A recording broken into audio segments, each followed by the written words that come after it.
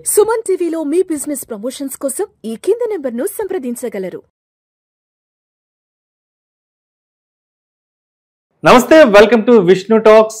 నేను మీ విష్ణు. ధనుర్మాసం రానే వచ్చేస్తుంది. ధనుర్మాసం అంటే అందరికీ ముందుగా గుర్తుకు వచ్చేది తిరుప్పావై పాశురాలను ఆలపించడం, గానం చేయడం. అసలు ఈ తిరుప్పావై అవతారిక ఎలా జరిగింది, ఎందుకు ఈ ధనుర్మాసం నెల రోజుల పాటు అన్ని వైష్ణవ ఆలయాలలో సుప్రభాతానికి బదులుగా తిరుప్పావైని గానం చేస్తారు? అసలు లోక కళ్యాణం కోసం గోదాదేవి అమ్మవారు ఈ తిరుప్పావై ప్రబంధంలోని ఈ పాశురాలలో ఎటువంటి సందేశాన్ని, ఎటువంటి సారాంశాన్ని నిక్షిప్తం చేశారు అనే ఇటువంటి ఆధ్యాత్మిక అంశాల గురించి మనకు తెలియచేయడానికి కుంతీపురం లక్ష్మీ నారసింహాచార్యులు గారు ఉన్నారు. స్వామివారితో మాట్లాడి ఈ ఆధ్యాత్మిక ఆసక్తికరమైన అంశాల గురించి తెలుసుకుందాం. స్వామి నమస్తే. స్వామి జయ శ్రీమన్నారాయణ. శ్రీమతే రామానుజాయ నమః.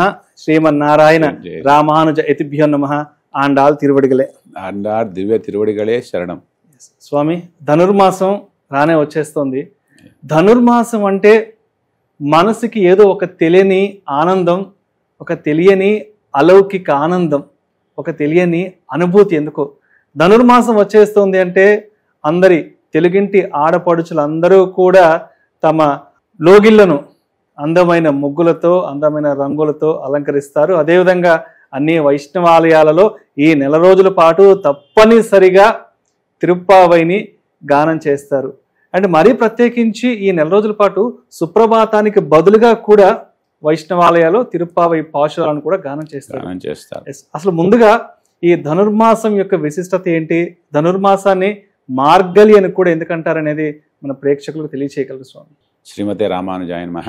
భగవద్భక్తులందరికీ కూడా ఆ రంగనాథ స్వామి వారు మరియు ఆండాల్ తల్లి యొక్క అనేక మంగళాశాసనములతో ఆ స్వామి అమ్మవార్ల యొక్క అనేక ఆశీస్సులన్నీ కూడా భక్తులందరికీ కూడా ఉండి ఆయు ఆరోగ్య అష్టైశ్వర్యాలన్నీ కూడా అందరికీ లభించాలని ఆ అమ్మవారిని, స్వామివారిని ప్రార్థిస్తూ మీరు ఆహ్వానించిన మేరకు ఈ సంవత్సరం మనము ఈ ధనుర్మాసం విశిష్టత, ఈ తిరుప్పావై వ్రతం యొక్క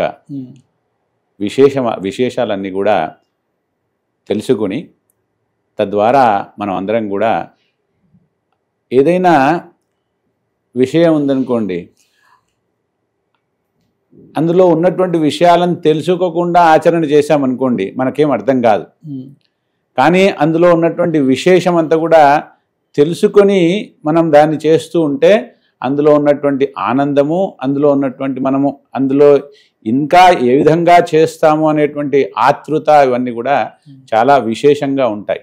కాబట్టే ఇది మనకు ద్రావిడ ప్రబంధం అంటారు.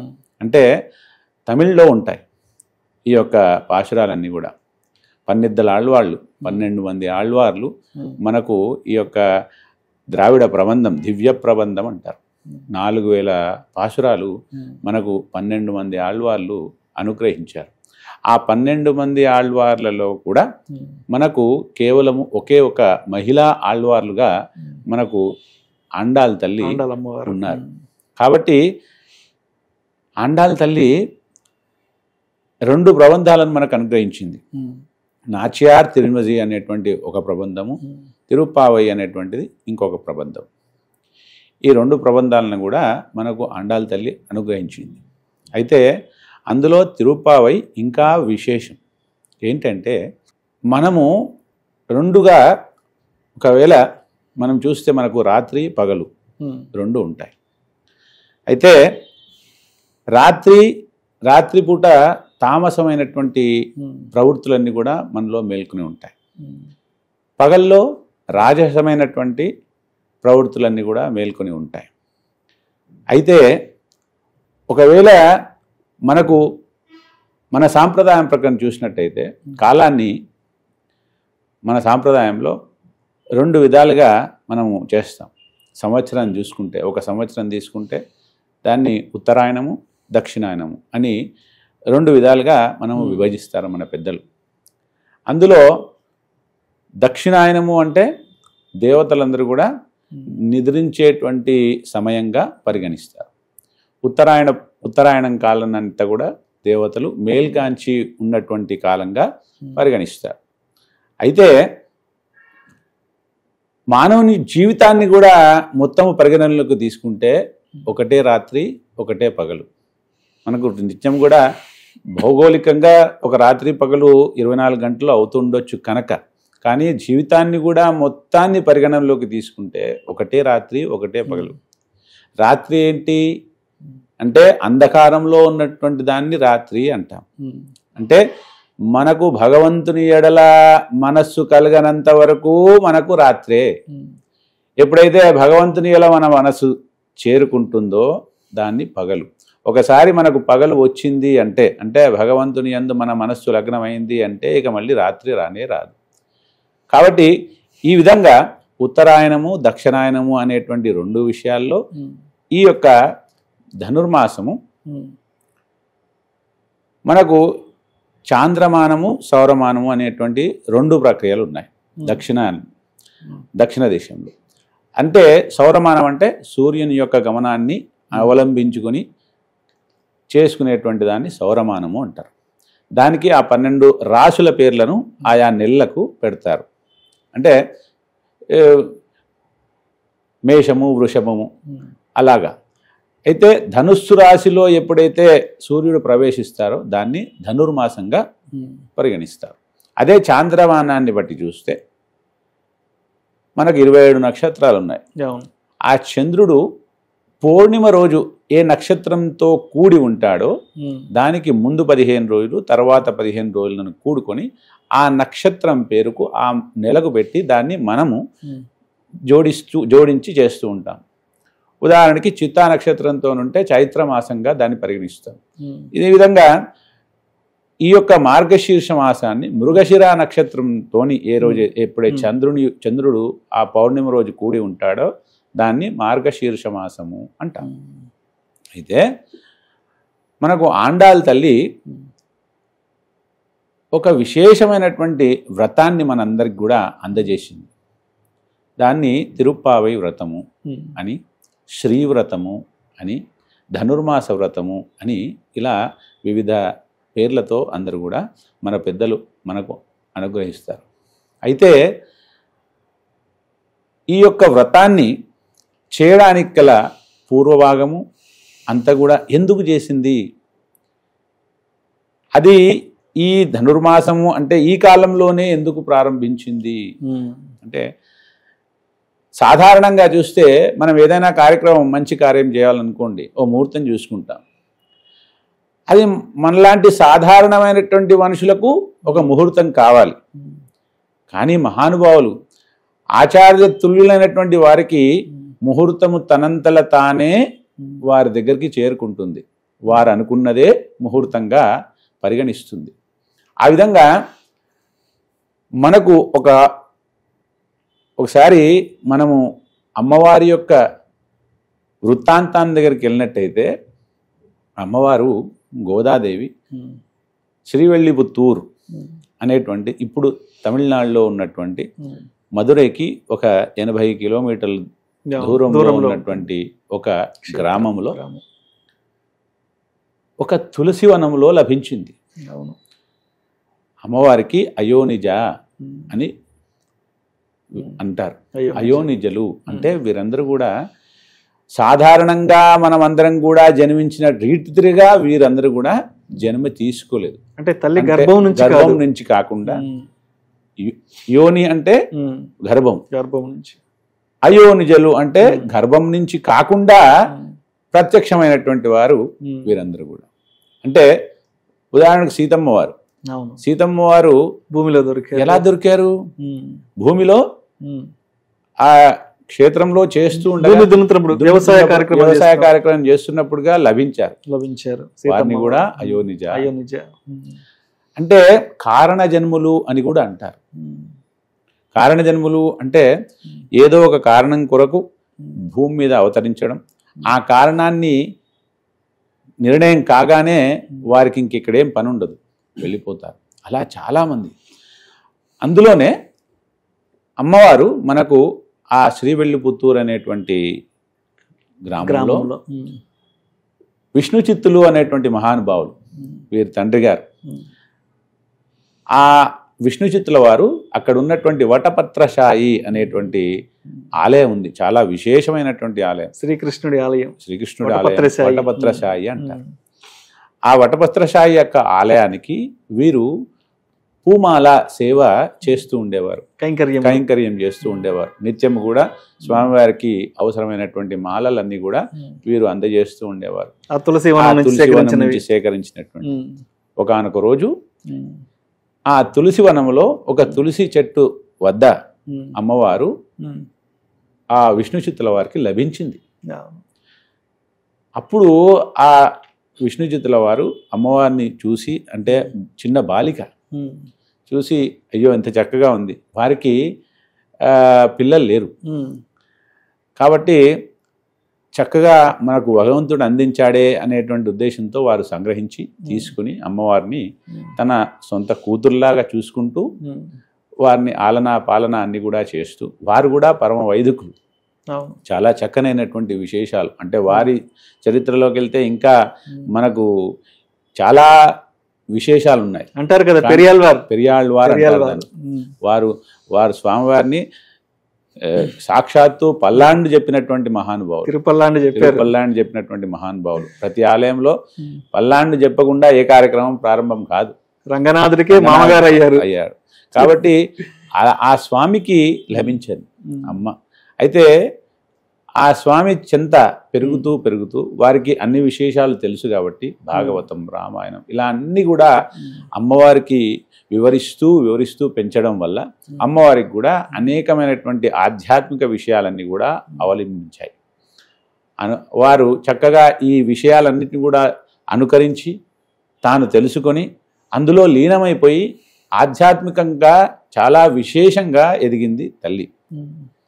అయితే మరి ఈ వ్రతం ఎక్కడి నుంచి ఉద్భవించింది, ఈ వ్రతం ఇలా చేయాలని ఎందుకు అనిపించింది అంటే, భగవంతుని ఏ విధంగా ఆరాధన చేయాలి, ఆరాధన చేయాలి అంటే ఎలా చేయాలి అని అమ్మ ఆలోచన ప్రారంభమైంది.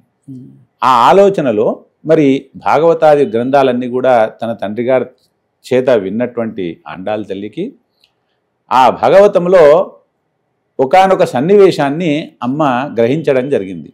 అదేంటంటే, రేపల్లెలో ఎక్కడైతే శ్రీకృష్ణ పరమాత్మ యొక్క రేపల్లెలో వారు ఉన్నప్పుడు ఎడబాటు కలిగింది. ఎందుకు అంటే, ఆ గోపికలను శ్రీకృష్ణ పరమాత్మను కలవకుండా వారి తల్లిదండ్రులు వారిని నిర్బంధించారు. అలా నిర్బంధించడం వల్ల అక్కడ కాలం అంతా కూడా చక్కగా కాకుండా వారికి అనావృష్టి, వర్షాలు కురవకుండా వారికి చాలా ఇబ్బంది అంతా కూడా ఎదుర్కోవాల్సి వచ్చింది.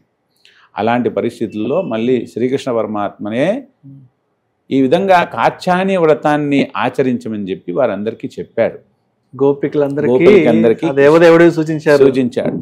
ఆ కాత్యాయని వ్రతం అవలంబించడానికి మీరు ఉదయాన్నే నా భవనానికి చేరుకొని దానికి కావలసినటువంటి పరికరాలన్నీ కూడా నేను మీకు అందజేస్తాను. తద్వారా మీరు మళ్ళీ ఆ వ్రతాన్ని అవలంబిస్తే చక్కగా ఈ సమృద్ధి అంతా కూడా కలుగుతుంది అని స్వామి చెప్పడం వల్ల వారందరూ కూడా ఆ యొక్క కాత్యాయని వ్రతాన్ని ఆచరించారు.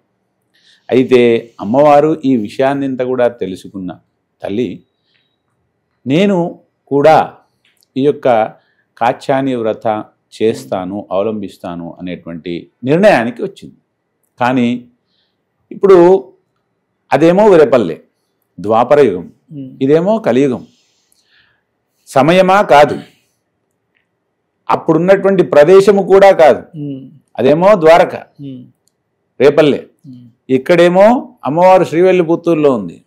మరి సమయము కాదు, ప్రదేశము కాదు, ఏ విధంగా చేయాలి అంటే అమ్మవారు అనుకుని, ఎక్కడైతే నేను ఉన్నటువంటి ఈ ఊరునే రేపల్లెగా, ఇక్కడ నా చుట్టూ ఉన్నటువంటి నా స్నేహితులే గోపబాలికలుగా.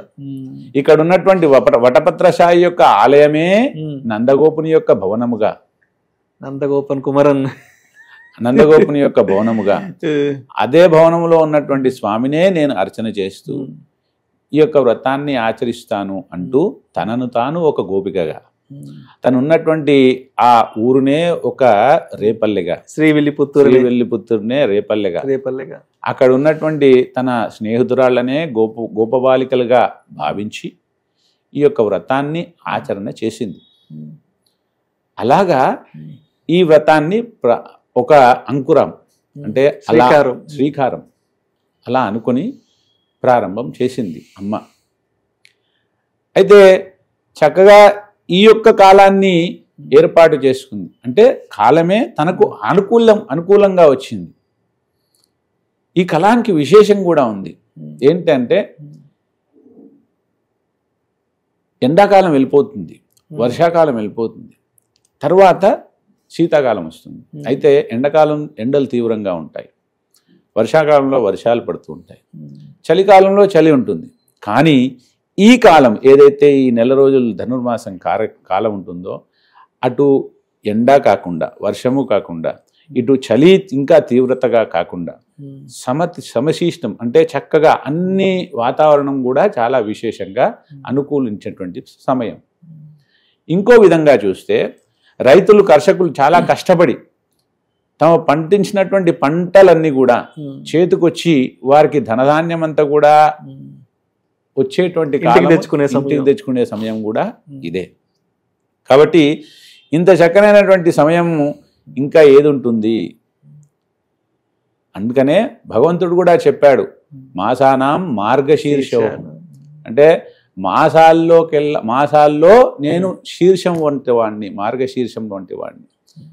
కాబట్టి ఇంకోటి అందులోనే ఉంది మార్గశీర్షము అంటే మార్గాలకి ఒక శీర్షం అంటే తల లాంటిది. అన్ని మార్గాలకు ఉత్తమమైనటువంటి మార్గము ఈ యొక్క మార్గళి మాసం.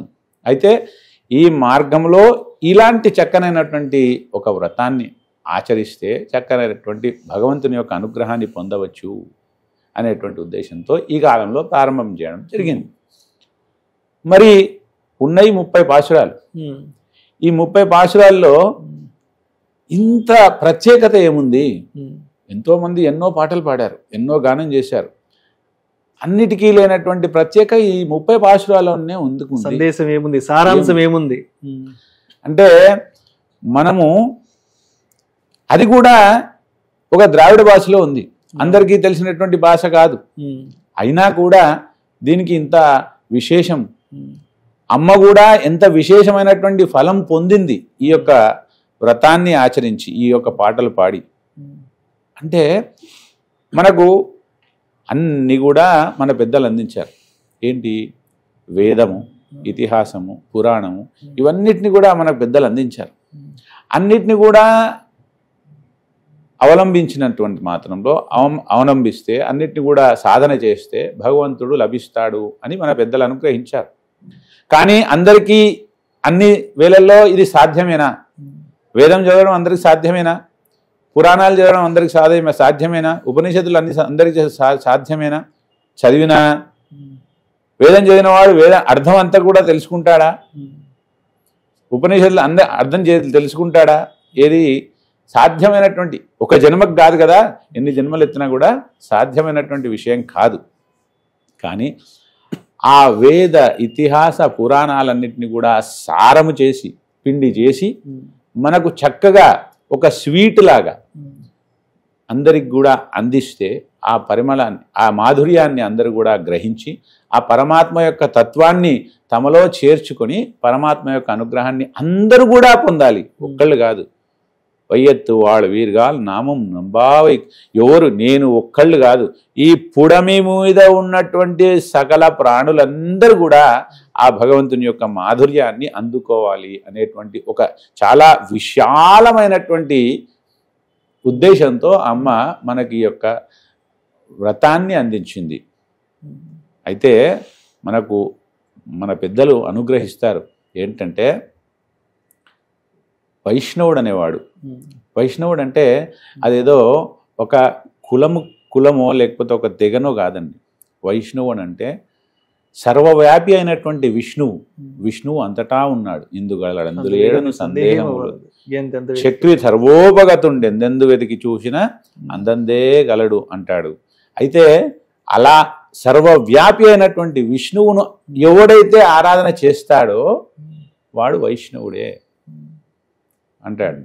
అలాగా విష్ణువును ఆరాధన చేసిన వాడందరూ కూడా వైష్ణవులే. కుల మత జాతి విభేదాలన్నీ కూడా పట్టించుకోకుండా కేవలం విష్ణువును ఆరాధన చేసిన వాడు వైష్ణవుడు. అంటే ఆయన నామాన్ని స్మరించేంత మాత్రాన్ని వైష్ణవుడు అవుతాడు. అయితే అలాగా మన వైష్ణవులకు కేవలం 2 వ్రతాలు చేయాలని చెప్పారు మన పెద్దలు. అన్ని వ్రతాలు ఏం అవసరం లేదు, కేవలం 2 వ్రతాలని మన జీవితంలో ఆచరిస్తే మనకు పరమాత్మ యొక్క అనుగ్రహం పొందుతాము. అవి ఏం వ్రతాలు అంటే, ఒకటి ఏకాదశి వ్రతం. జీవితాంతం కూడా ప్రతి వైష్ణవుడు అవలంబించవలసింది ఏకాదశి వ్రతం. ప్రతి ఏకాదశికి కూడా స్వామితో వాసం చేయాలి. ఉపవాసం అంటే మనం కడుపును ఎండబెట్టుకొని చేసుకునేదిగా ఒకటి కాదు, కానీ ఉపవాసము భగవంతునికి దగ్గరగా చేరడం, భగవంతుని యొక్క నామస్మరణతే గడపడాన్ని ఉపవాసము అంటారు. అంతేగాని ఆకలితో అలమటించడం అది ఒక మార్గం. కానీ అయితే భగవన్నామ స్మరణ చేస్తున్నాం అనుకోండి, మీకు ఆకలి కాదు. ఒకసారి మీరు కూడా ప్రాక్టీస్ చేయండి, తెలుస్తుంది. పొద్దున్న నుంచి ఏదో ఒక పూజా కార్యక్రమం చేస్తున్నారనుకోండి, మనకు సాయంత్రం అయిపోద్ది కానీ మనకు ఆకలి కాదు. ఆయన చింతనలో ఉంటే మరి ఏది గుర్తుకు రాదు. కాబట్టి భగవన్నామ స్మరణ, ఉపవాసము, స్వామి దగ్గర స్వామి యొక్క నామ ఆచరణ చేస్తుంటే ఇంకా వేరే ఏది కూడా మనకు అవసరం లేదు. కాబట్టి అది ఉపవాసం. ఏకాదశి రోజు ఖచ్చితంగా ప్రతి ఏకాదశి చేయవలసింది. ఇంకొకటి శ్రీవ్రతం, ఈ తిరుప్పావి వ్రతం. ఈ 2 వ్రతాలు మాత్రమే భగవంతుని యొక్క అనుగ్రహం కొరకు ప్రతి వైష్ణవుడు కూడా చేయవలసినవి. కాబట్టి ఇంత విశేషమైనటువంటి ఈ యొక్క వ్రతము అందరూ కూడా ఆచరించి ఆ దేవదేవుని యొక్క మహానుభావుని పరమాత్మ యొక్క అనుగ్రహాన్ని పొందడానికి ఒక చక్కనైనటువంటి మార్గము మనకు ఆండాళ్ళ తల్లి అనుగ్రహించింది. దీన్ని మనం అందరం కూడా ఆచరించి ఆ స్వామి యొక్క అనుగ్రహాన్ని పొంది మనం అందరం కూడా తరించవలసిందిగా అందరూ కూడా ఎవరు దీన్ని జాతి మత కులము అనేటువంటి విభేదాలు ఏవి కూడా దీనికి అడ్డం రావు. అందరూ కూడా చక్కగా ఇందులో పాల్గొని ఆచరించవచ్చు, అందరూ కూడా తరించవచ్చు. కాబట్టి ఇలాగా ఈ యొక్క వ్రతాన్ని మనకందరికి కూడా ఆండాళ్ళ తల్లి అనుగ్రహించారు. అలాగే స్వామి, ధన్యవాదాలు స్వామి. జై శ్రీమన్నారాయణ. ధనుర్మాసం యొక్క విశిష్టత గురించి, అదేవిధంగా తిరుప్పావై పాశురాలలో గోదాదేవి ఎటువంటి ఆంతర్యాన్ని, ఎటువంటి సందేశాన్ని పొందుపరిచి మనందరికీ అందించారు అనే అటువంటి ఆధ్యాత్మిక ఆసక్తికరమైన అంశాల గురించి చాలా చక్కగా మన సుమన్ టీవీ ప్రేక్షకులు తెలియజేశారు. ధన్యవాదాలు స్వామి. జై శ్రీమన్నారాయణ. జై శ్రీమన్నారాయణ. శ్రీమతే రామానుజాయ నమః. ఆండాళ్ దివ్య తిరువడిகளே శరణం.